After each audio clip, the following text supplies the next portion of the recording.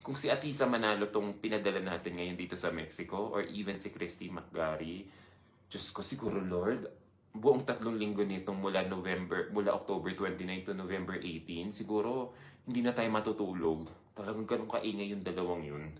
'Di ba? Kasi tinan mo, sino pinanalo nila si Denmark, 'di ba? Barbie looking.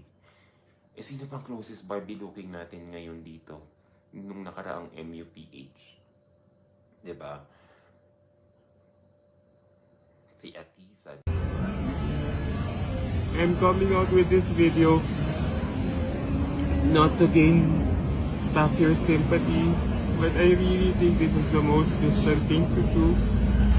The past 24 hours talaga has left me bewildered about my actions, about our candidate, Chelsea Manalo, and it really pains me that it has come to this. Chelsea, I'm really sorry about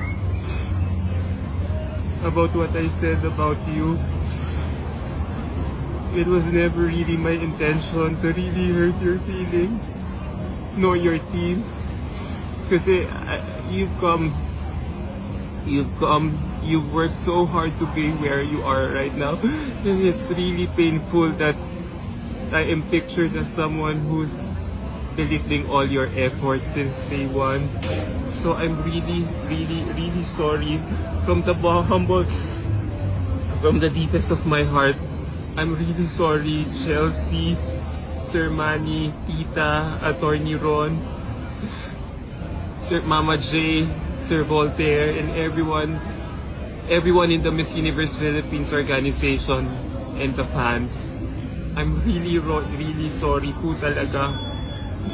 Sana matutunan niyo pa rin akong patawarin ako. Sana mag-improve, sana matuto na talaga ako sa pagkakamali ko. I'm submitting myself talaga to all of you with a humble heart. Wala po akong pinagmamayabang sa inyo. Nakikita ko na ho yung mistake ko. I'm really sorry.